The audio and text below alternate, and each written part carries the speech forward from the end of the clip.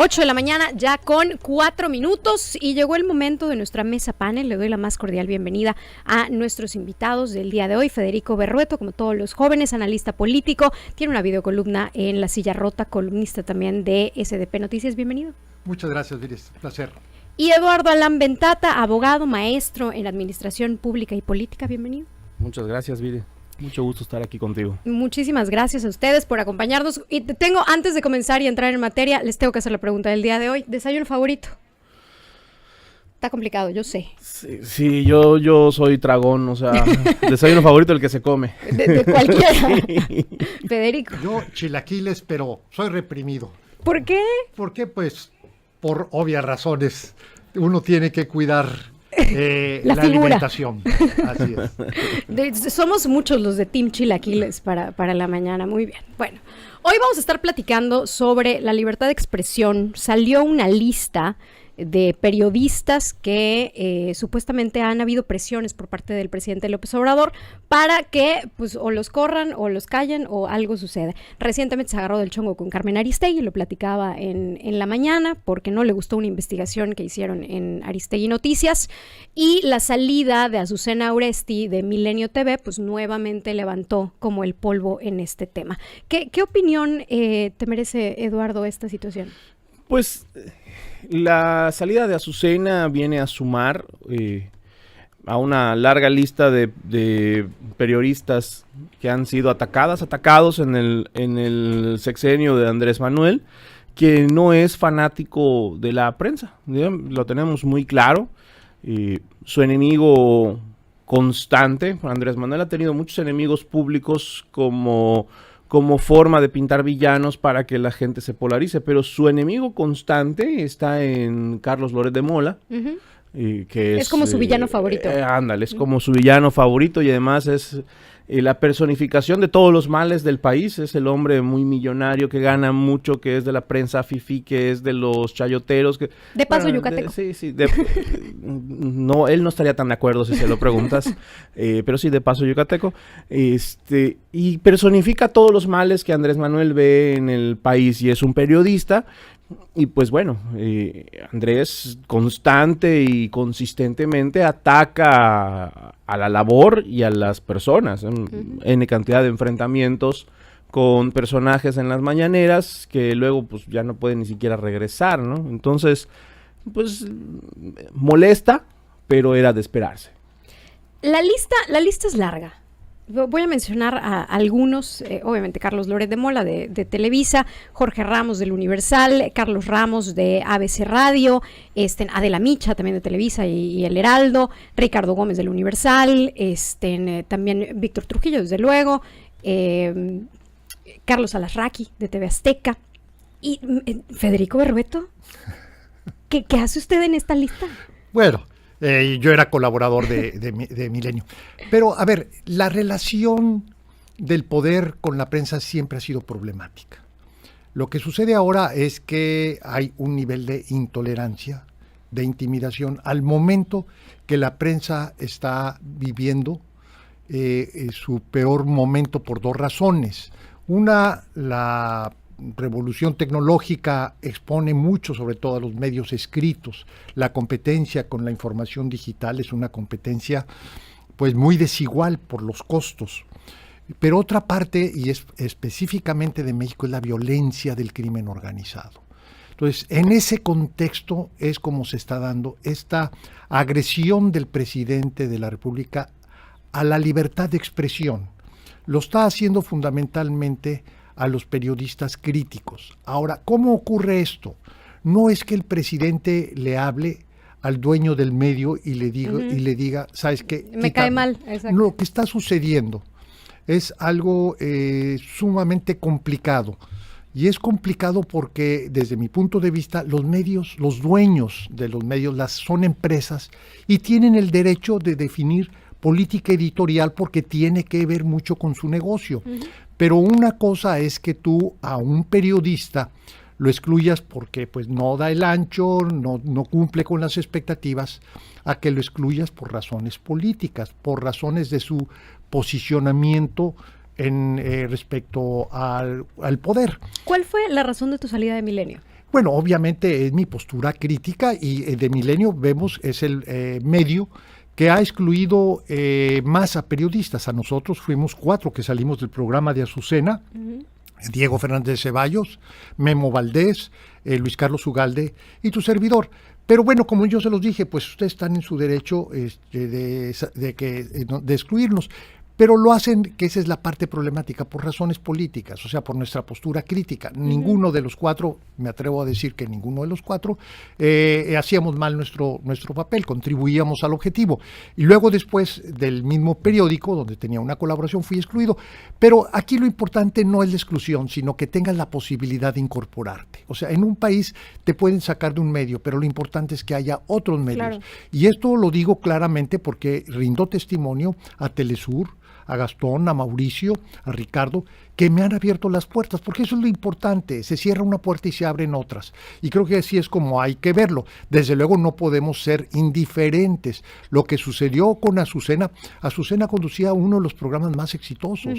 Es obvio que es un acto de represión, no directamente del presidente, sino de autocensura, es decir, medios de comunicación que por no confrontarse con el presidente o porque tienen otros intereses y otros negocios fuera de los medios de comunicación, resuelven un comportamiento de esa naturaleza. Definitivamente pierde Milenio y pierden los lectores de Milenio. ¿Por qué? Porque Azucena seguramente, bueno, ya sabemos que estará en las mañanas en Radio Fórmula en un espacio muy privilegiado, reemplazando a Oscar Mario Beteta, y seguramente en la noche va a haber medios que se la van a pelear porque pues, es muy, como sería tu caso, o sea, a ti estoy seguro, ¿verdad? Que siempre vas a tener opciones profesionales, pero es que ese es el juego y también así hay que verlo.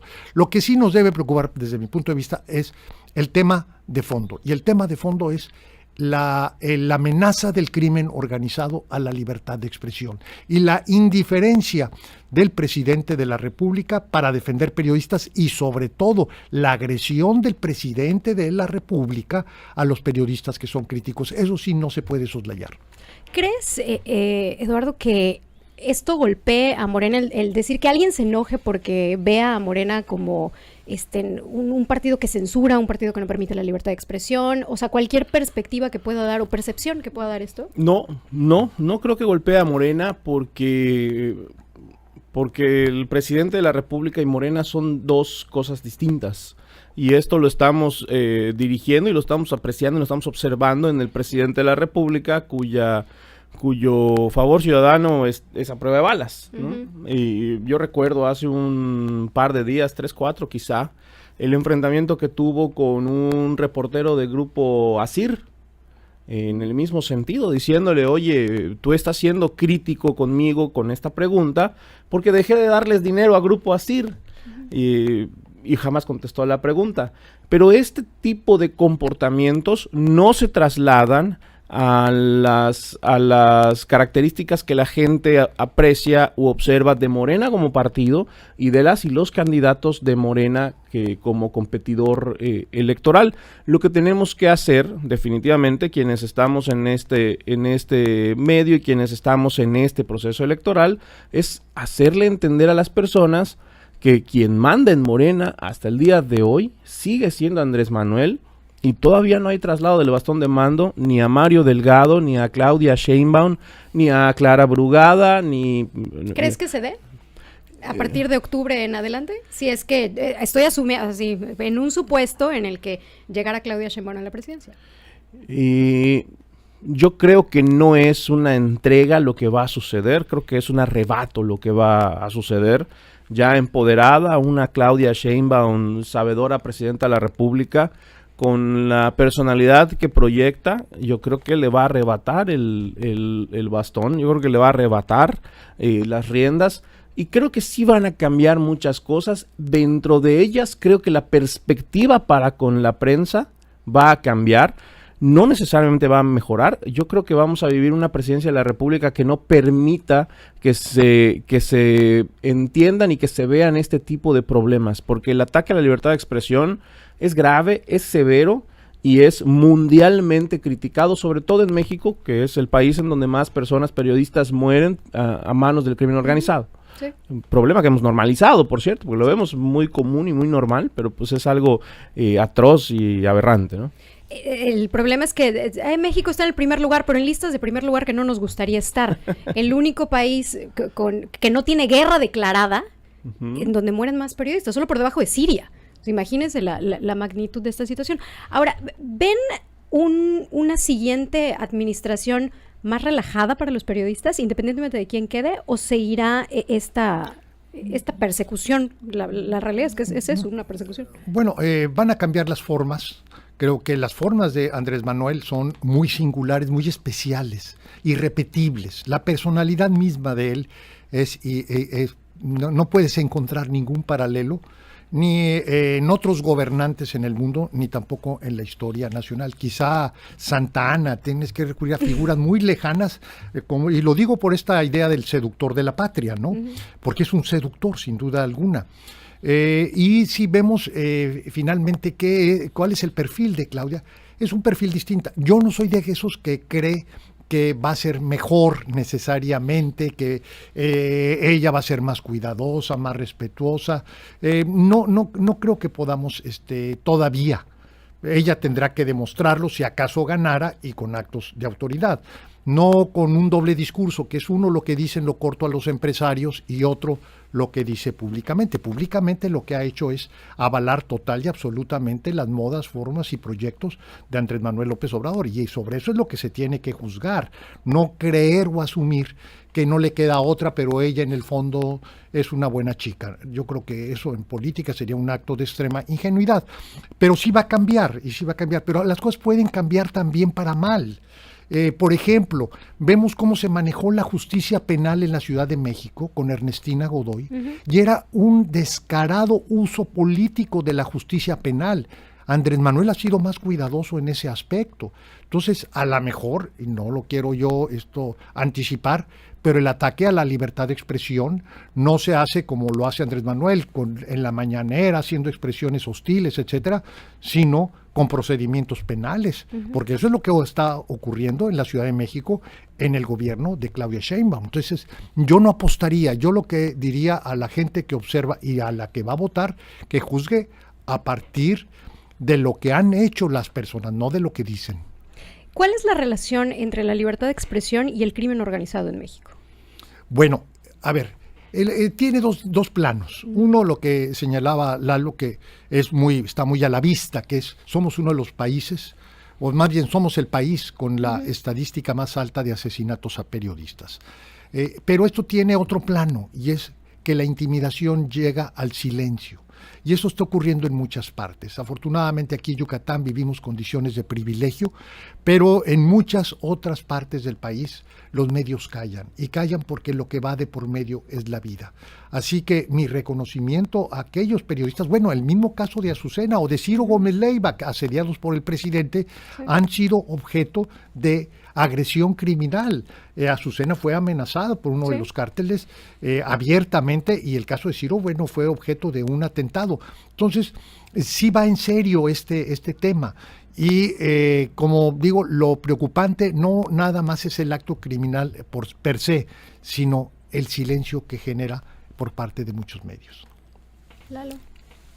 Opino en el mismo sentido en cuanto al crimen organizado, que no solamente atenta contra la libertad de expresión, sino contra prácticamente todas las libertades en nuestro país, la de comercio, la de industria, la de educación, por supuesto, la de la vida, la integridad y la de, por ejemplo, vivir en el lugar que te plazca, ¿no? Yucatán tiene un alto índice de personas que vienen de otras partes del país porque aquí no se generan esas condiciones que en otra parte del país sí podemos apreciar y entendemos la razón por la que más y mexicanas y mexicanos cada día llegan. Y quizá yo apuntaría que sí noto también una selectiva herramienta de la Fiscalía General de la República en casos como por ejemplo el de Murillo Karam, en donde se culpó y se sigue en proceso a quien fuera procurador de la República, pero a uno de sus colaboradores del momento en el hecho mismo por el que se le culpa, pues se le tiene como candidato a senador por la Ciudad de México, es Omar García Harfuch, ¿no? Ahí salía hace unos días Xóchitl diciéndole a Claudia, oye, pues yo no conozco a Omar, pero pues pregúntale tú si él tiene noticias. Perdón, yo no conozco a García Luna, el otro de los enemigos villanos, pero pues ahí pregúntale a Omar, él fue su colaborador y hasta su entenado, ¿no? Entonces sí veo una selectiva utilización de la justicia en Andrés Manuel, en este y en algunos otros casos, incluso a través de la propia Ernestina, que creo que sigue la línea del gobierno y de las determinaciones públicas y no tan públicas de Andrés Manuel. Y yo creo que Claudia cambiaría no para mejorar, sino para no permitir que nos enteremos, que es distinto, porque ella mantiene un perfil un poco más sobrio y reservado, ¿no? Nos queda un minutito. ¿Cuál sería su recomendación para la ciudadanía, que al final son quienes consumen la información que generan los periodistas, quienes siguen el trabajo de muchos de ellos? Pues yo no puedo pensar más como respuesta que la indignación, porque lo que está ocurriendo con la libertad de expresión en este país es inaceptable. Y como dice Lalo, estamos normalizando lo que es una situación altamente irregular. Desde las agresiones del presidente en las mañaneras a los periodistas críticos, la ausencia del gobierno en la defensa de los ciudadanos, en proteger a los ciudadanos del crimen organizado, como también, bueno, las agresiones del mismo crimen organizado en contra de la libertad de expresión. Lalo, ¿tu recomendación? Mi recomendación es, señora que nos está escuchando, hágase su criterio, escuche a las y los periodistas críticos que normal y comúnmente critican a todos los gobiernos. Ahí está el caso de Carlos Loret, que hace unos meses nos lo hizo saber, cuando criticaba a Calderón, a Peña y ahora al presidente Andrés Manuel, y no se deje llevar. No se trata de un tema de privilegios, favores o demás.